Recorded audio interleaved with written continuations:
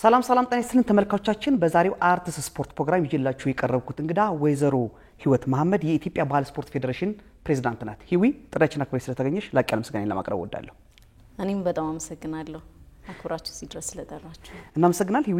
እንደመነሻነት የኢትዮጵያ ባህል ስፖርት ፌዴሬሽን አሁን ያለበት ቁመና እንዴት ይገለጻል ከሚለው ጀምር። አመሰግናለሁ በድጋሚ እንግዲህ ያው የኢትዮጵያ ባህል ስፖርቶች ፌዴሬሽን በሀገራችን ያሉ ባህላዊ ስፖርቶችን የማልማት የማበልጸግ የማሳደግ የውድድር ስፖርት የማድረግ በሀገራችን የማስፋት እንዲዘወተሩ የማድረግና እንዲሁም በሌሎች ሀገሮች የማስተዋወቅ ስራ ለመስራት ታስቦ ወይም ደግሞ አላማ አድርጎ የተቋቋመ በባህልና ስፖርት ሚኒስቴር እውቅና ፈቃድ የተሰጠው ተቋም ነው ወይም ደግሞ ፌዴሬሽን ነው። እንግዲህ አሁን ያለበት ሁኔታ በንጽጽር ከነበረው ነገር ነው ከሌሎች ፌዴሬሽኖች ጋር አላነጻጽረው።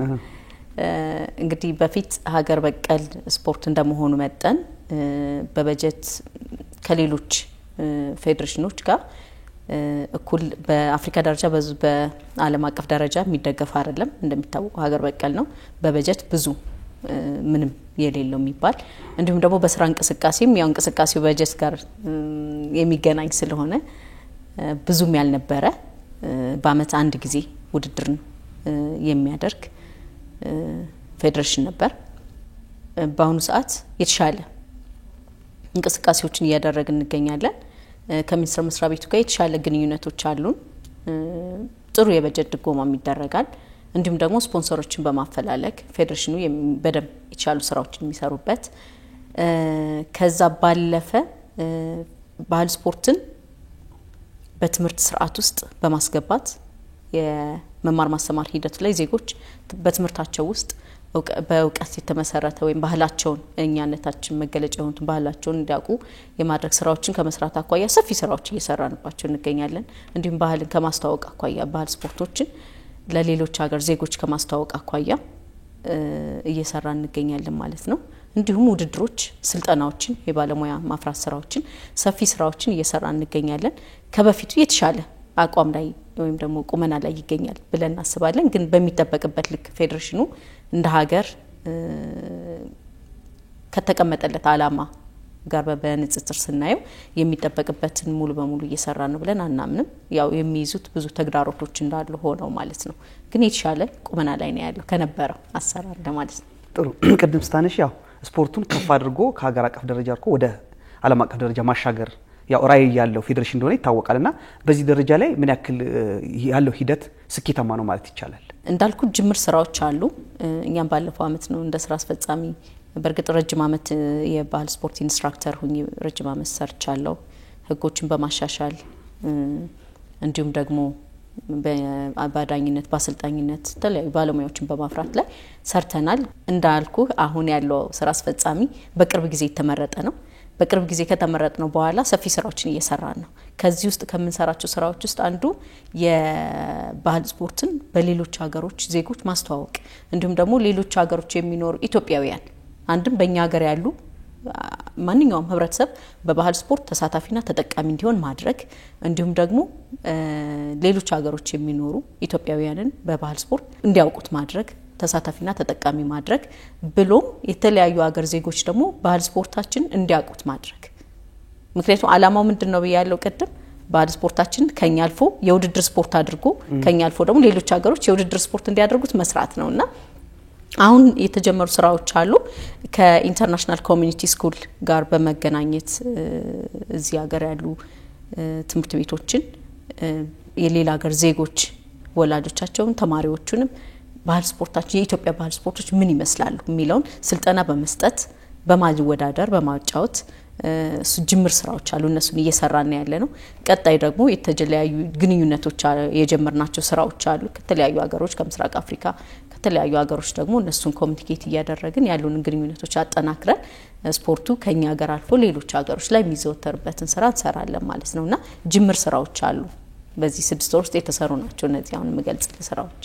ጥሩ በስራ ሂደታችሁ ውስጥ መቼም አንዳንድ ጊዜ ሁሉ ነገር አልጋ ባልጋ አይሆንምና ለፌዴሬሽናችሁ እንቅስቃሴ ላይ ለእናንተ በጣም ፈታኝ የነበረው ምን ነበር?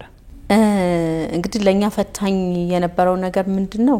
አሁንም ያለው በአመለካከት ደረጃ ባህል ስፖርትን ላይክ ትኩረት የሚደረገው ዘመናዊ ስፖርቶች ወይም ደግሞ በግልጽ አማርኛ የተለያዩ ሀገር ባህላዊ ስፖርቶች ናቸው ለኔ ዘመናዊ ስፖርቶች። ምክንያቱም የትኛውም አሁን ኢትዮጵያ ውስጥ ወደ 31 ፌዴሬሽኖች አሉ።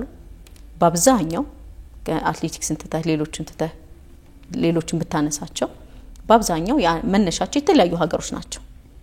ያ መነሻቸው ባህላዊ ስፖርቶቻቸው ናቸው ለዛ ሀገር ማለት ነው።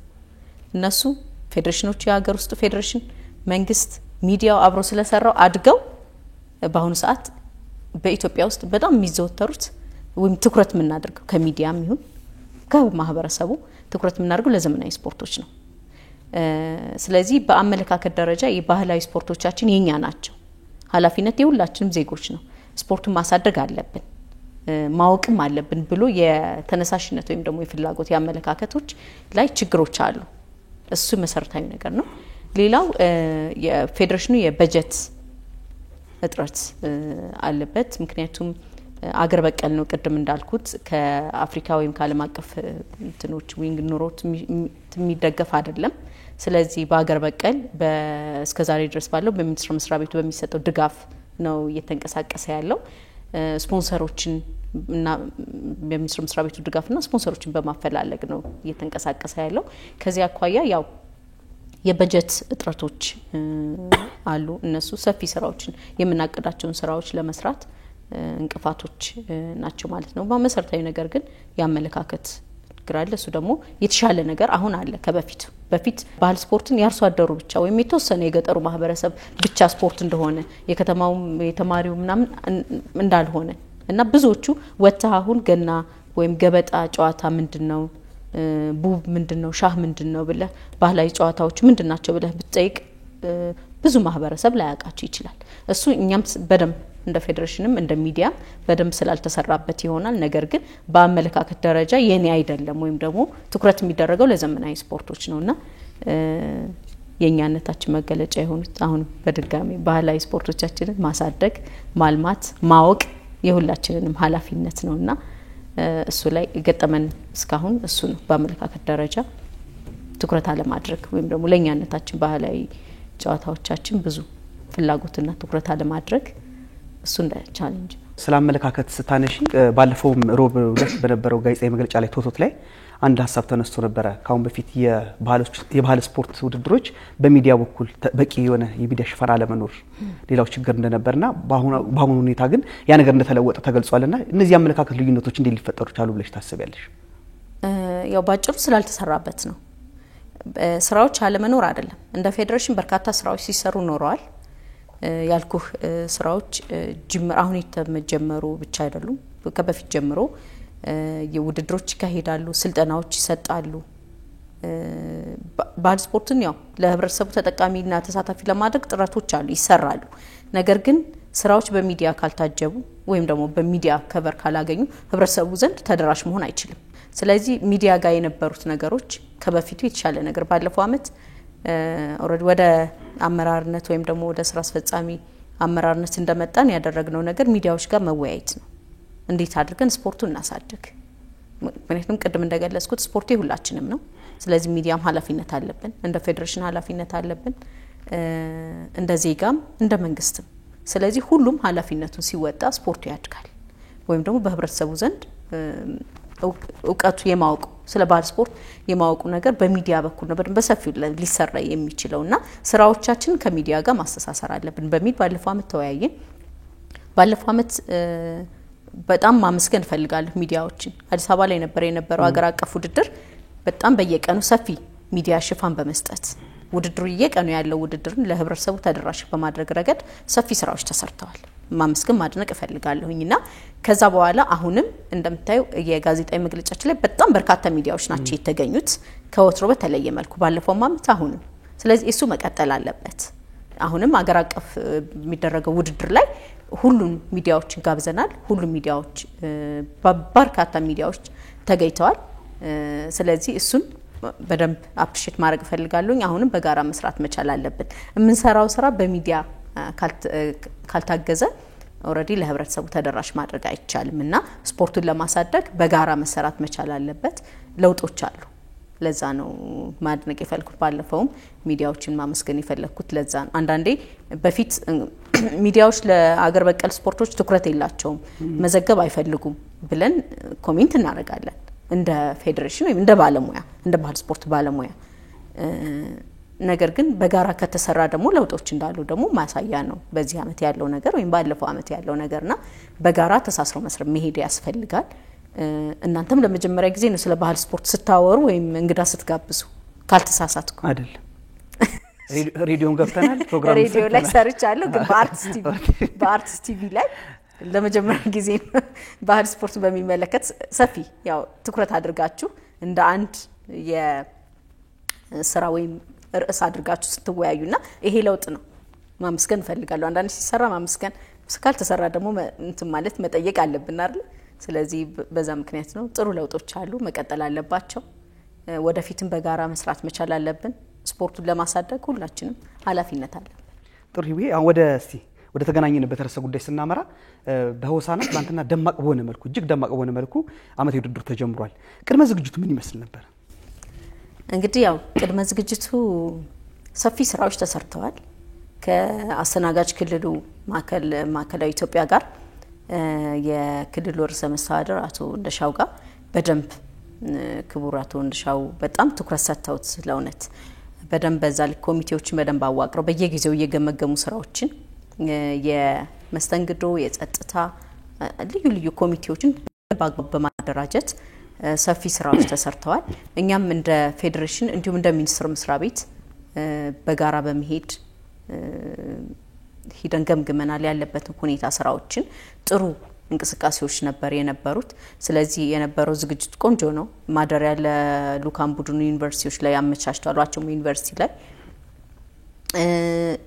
ከመስተንግዶ አኳያ ጥሩ ነው የተዘጋጀው ብዙ ወጪ ሳያወጡ እዛው ባሉበት ምግብ የሚቀርብበት መልኩ ከጥቃቅና አነስተኛ ጋር በደንብ ሰርተዋል ስለዚህ እሱ ነገር ምቹ ሁኔታዎች መኖራቸው ተሳታፊዎች የተሻለ ተሳታፊ እንዲኖር ተደርጓል ማለት ነው ክልሎች በሰፊው በባህል ዘርፍም በስፖርትም ባህል ስፖርት ውድድር የሚለየው ምንድነው በ11 የስፖርት አይነቶች ውድድር ለ9 ተከታታይ ቀናቶች ይደረጋሉ እንዲሁም ደግሞ የባህል ፌስቲቫል ውድድር አለ የባህል ስፖርቶች ፌስቲቫል ውድድር አለ በዚህ ፌስቲቫል ውድድር ላይ ያልወጡ ባህላዊ ስፖርቶች የሚታዩበት አንዱም ስርዓት ነው ማለት ነው ሌሎች ያመጋገብ ያሰራር አጠቃላይ ሴቶቻችንን እናሳይበት እናንጸባረቅበት ፕሮግራም እንደሆነ ሆኖ ነገር ግን ስፖርቶቻችን እርስ በርስ እናስተዋውቅበት ወደ ህግ ያልታቀፉ ስፖርቶችንም የሚያሳዩበት አንድ መድረክ ነውና ይሄንን መድረክ ከማመቻቸት አኳያ ቆንጆ እንዲሆን ከማድረግ አኳያም ሰፊ ስራዎችን ሰርተዋልና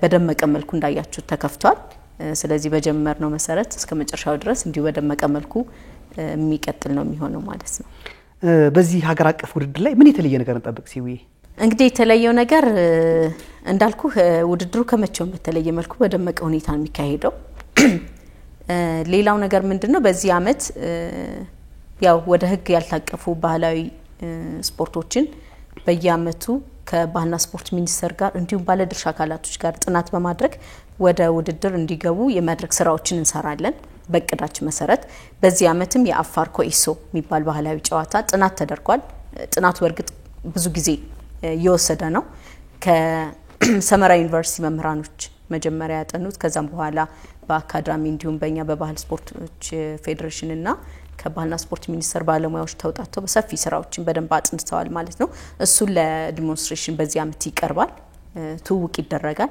ከዛም በኋላ ሐሳቦችን ወስደው እንዲሁ የማስተካከል ስራዎች ተሰርቶ ማለት ነው ሌሎች ክልሎች ላይ እንዲዘወተሩ ተደርጎ ወደ ውድድር ስፖርት የሚገባበት ሁኔታ ይፈጠራል ማለት ነው ስለዚህ አንዱ እሱ ይለያል ማለት ነው እንግዲህ ሌላው በደመቀ መልኩ ፌስቲቫሉ እንዲሁ ውድድሩም እንዲል ስራዎች ተሰርተዋል በተሻለ መልኩ ዳኞች የሙያ ማሻሻያ ስልጠናዎች ከባለፈው አመት ውድድር በኋላ ኢንስትራክተርና ስልጠናዎችን ሰጥተናል ሰፊ ስራዎችን ሰርተናል ማለት ነው በተለይ ስፖርታዊ ጨዋነት ጋር በተገናኘ የሚፈጠሩ ነገሮችን ለመቅረፍ እሱን በደንብ ሰርተናል ማለት ነው ስለዚህ የተሻለ ውድድር ከበፊቱ የተሻለ ውድድር እንመራለን ብለን እናስባለን ቆንጆ ነው ያሉ ጅምር ሁኔታዎች በ11 አይነት የስፖርት ውድድሮች ላይ ምን ያክል ተሳታፊ ይጠበቃል እንግዲህ እስካሁን ባለን መረጃ በ11 የስፖርት አይነቶች ወደ 1389 ኦልሞስት ወደ 1400 ተወዳዳሪዎች ይሳተፋሉ።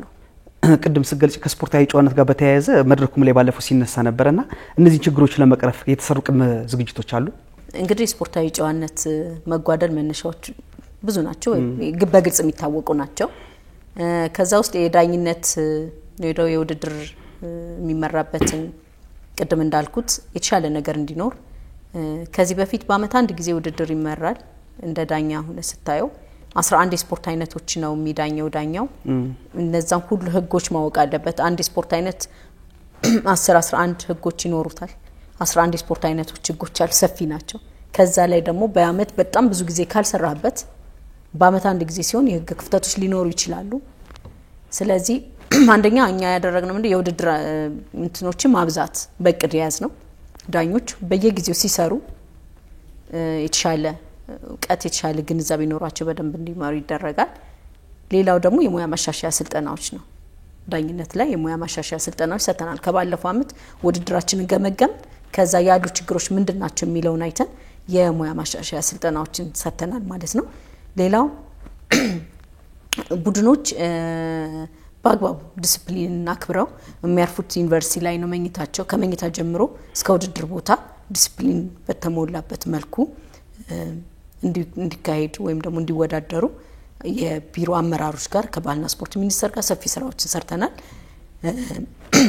ስለሆነ ለመናገር ባህልና ስፖርት ሚኒስቴር በበላይ በቃ በዋናነት ስራዬ ነው ብሎ ይዞም በራሱ ከመደገፍ ባለፈ በደንብ ነው ያገዙን ያሉትና አመራሮችን በዚህ ልክ ግንኙነት በመፍጠር ሰፊ ስራዎችን እየሰራን ያለነው። ኦሪንቴሽንም ተሰጥቷል እንዳየው። ስለዚህ ጥሩ ነው ያለው ጅምር ጥሩ ነው። በዚህ ሁኔታ የሚቀጥል ነው የሚሆነው። ሌላው ምንድነው ስፖርት እንደሚታወቀው የሰላምና የአንድነት መድረክ እንደሆነ ይታወቃልና ከዚህ አንፃር አንዳንድ ጊዜ ውድድሮች ላይ ክልላዊ ስሜትና የኔነት ስሜቶች ነገር ተንጸባርቀው ስፖርቱን መንፈሱን እንዳይረብሽ ለማስቻል ለተወዳዳሪ አካላቶች የተሰጠ ቅድመ ግንዛቤ ማስጨበጫ ነገሮች አሉ። እንግዲህ የውድድሩ ዓላማ ምንድነው ነው? የባህል ስፖርት ውድድሩ ዓላማ ምንድነው? አንደኛ ብሔር ብሔረሰብን ባህላዊ ሴቶቻችን የምናስተዋውቅበት፣ እርስ በርስ የሚገናኙበት፣ አንድነታቸውን የሚፈጥሩበት ትልቅ ህብረ ብሔራዊ አንድነትን ለማጠናከር ትልቅ ፋይዳ ያለው ፕሮግራም ነው።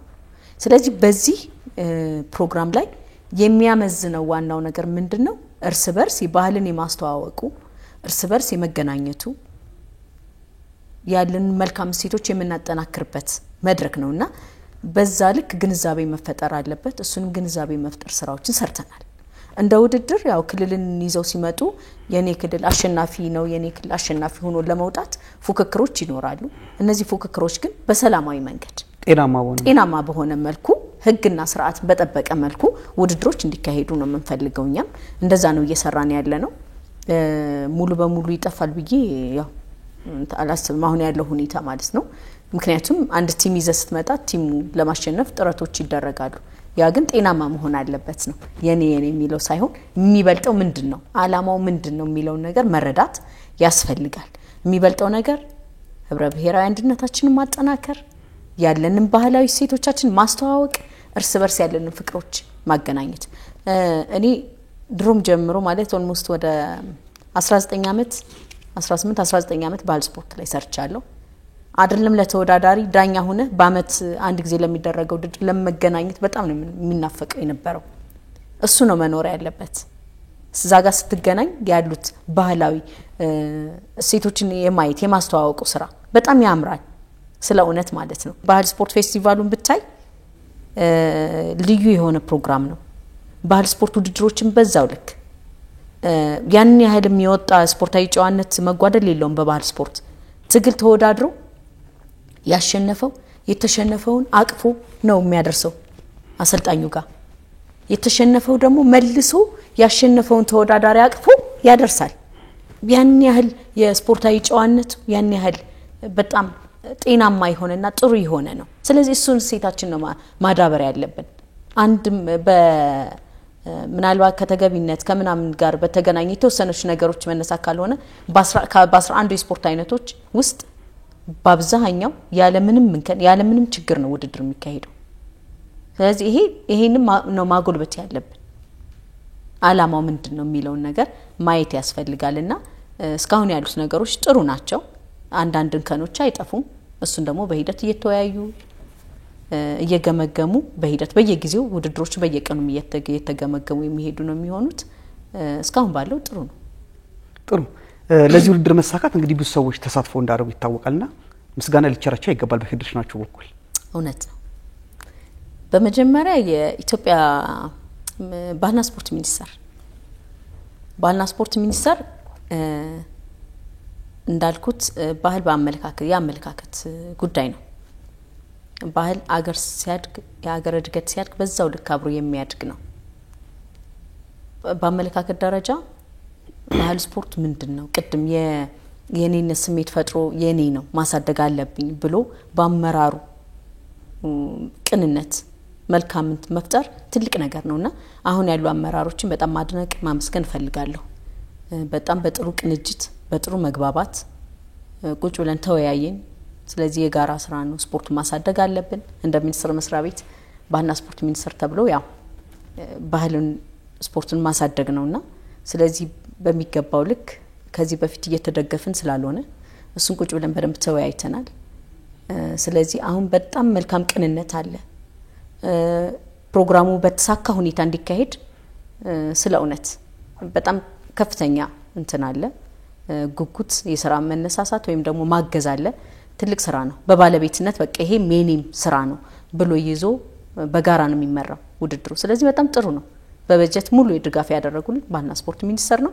ስለዚህ ሚኒስቴር መስሪያ ቤቱን በጣም ማመስገን ፈልጋለሁ። ያሉ አመራሮችን ክብርት ሚኒስትርንም እንዲሁም ክቡር ሚኒስትር ዴኤታ የስፖርት ዘርፍ ሚኒስትር ዴኤታ አቶ መክሪም መሐመድንም በጣም ማመስገን ፈልጋለሁና ጥሩ ነው ያለው ነገር በዚሁ ይቀጥል ነው ማለት የምፈልገው። ሌላው እንግዲህ ስራ አስፈጻሚዎችን ሌት ከቀን ውድድሩ እንዲሳካ በጣም ጥረት አድርገዋል። ዳኞችንም ሁሉንም ማመስገን ፈልጋለሁ ሚዲያዎችንም ጭምር ማለት ነውና ለዚህ ፕሮግራም መሳካት ከፍተኛ አስተዋጽኦ ስላደረጉ ሁሉንም ማመስገን ፈልጋለሁ። ሌላው ስፖንሰር የሚያደርጉ አካላቶችንም ነው መጋበዝ እንፈልጋለን። በዚህ ፕሮግራሙን ይዩት። የሀገርን ስፖርት ሁሉም ዜጋ ማሳደግ የሁላችንም የዜጎች ኃላፊነት ነውና በስፖንሰርም አብረን በጋራ እንድንሰራ ማለት እፈልጋለሁ። የሚመለከታቸው ሁሉም ተቋማቶች ማለት ነው። አመሰግናለሁ ሰይፍዬ። ጥሩ ያው ለዛሬ እንግዲህ በወቅታዊ ጉዳዮች ላይ ይሄን ያክል አውርተናል። በቀጣይነት እንግዲህ ከውድድሩ በኋላ ደግሞ እኛም ዛው ስለምንገኝ በሰፊ ፕሮግራም ደግሞ ተመልሰን ድጋሚ እንገናኛለን። ለዛሬ በዚሁ እናብቃ። ግን እንደማጠቃለያ የሚነሳ ሀሳብ ካለ እንደ ፌዴሬሽን ማስተላለፍ የምትፈልጊው መልእክት ካለ እድሉ ልስጥሽ። አመሰግናለሁ። በቅድሚያ ያው በድጋሚ እዚህ ድረስ ጋብዛችሁን ስለ ባህል ስፖርት እንድንነጋገር ስላደረጋችሁ አርቲስት ቲቪን በጣም አመስገን ፈልጋለሁ። ፕሮግራማችሁ በጣም አድናቂ ነኝ፣ እከታተላለሁ። በርቱ፣ ቆንጆ ነው። ሌላው እንግዲህ ባህል ስፖርት ከውድድር ባለፈ ሰፊ ስራዎች መስራት ያስፈልጋል ስፖርቱን ለማሳደግ። እሱን ደግሞ በጋራ ቤታችን ክፍት ነው። ትውልደ ኢትዮጵያውያን በተለያዩ ሀገሮች የባህልና የስፖርት ፌስቲቫሎች ይዘጋጃሉ። ነገር ግን ያው ባህልና ስፖርት ፌስቲቫል ከነ ሎጎ እኔ አውሮፓውን በጣም ነው ማደንቀው ከነ ሎጎ የገና ጨዋታ ሎጎ ሁሉ አለና ነገር ግን ሪል ያለውን ባህላዊ ስፖርቶችን ላሉት ኮሚኒቲ በደንብ የማስተዋወቁ ስራ እየተሰራ ነው ወይ ስንል እኛም በደንብ እነሱ ጋር ቀርበን በደንብ መስራት መቻል አለብን። እነሱም ደግሞ ቢያግዙን ሌሎችም ተለያዩ ሀገር ያሉ የኢትዮጵያ ኮሚኒቲ ያሉ ኮሚቴዎች ወይም ደግሞ የሚሰሩ አካላቶች ጋር በቅርበት መስራት እንፈልጋለን። ባህል ስፖርት ማስተዋወቅ እንፈልጋለን። እነሱም እንደዚህኛ ጋር በቅርበት ቢሰሩ ሌሎች ተቋማቶች በጣም በርካታ ባህል ላይ የሚሰሩ ስፖርት ላይ የሚሰሩ ተቋማቶች አሉ። አጠቃላይ ዜጋው ይሄ የኔ ስፖርት ነው ስፖርቱን ማሳደግ አለብኝ ብሎ ማሰብ መቻል አለበት ማለት ነውና ፌዴሬሽኑ ብቻውን የትም ድረስ ላይ ደርስ ይችላል። ነገር ግን በጋራ ሲሆን ሰፊ ስራዎችን መስራት እንችላለን። እኛ ጋር በጣም ትልቅ መነሳሳት ትልቅ የስራ ፍላጎት አለን፣ ጥረቶች አሉ። ስለዚህ እሱን ደግሞ በጋራ ሲሆን ሰፊ ስራዎችን መስራት እንችላለን። ባህላዊ ስፖርቶቻችን ከኛ ሀገር አልፎ በተለያዩ ዓለም የማስተዋወቅ የውድድር ስፖርት እንዲሆኑ እንጥራለን። በጣም አመሰግናለሁ አለምዬ። እናመሰግናለን በድጋሚ ተመልካቾቻችን። ከወይዘሮ ህይወት መሐመድ የኢትዮጵያ ባህል ስፖርት ፌዴሬሽን ፕሬዝዳንት ጋር የነበረ ቆይታ ይሄን ይመስላል። ሳምንት ከአዲስ እንግዳ ጋር እስክንገናኝ እስከ ሳምንት ቸር ሰንብቱ።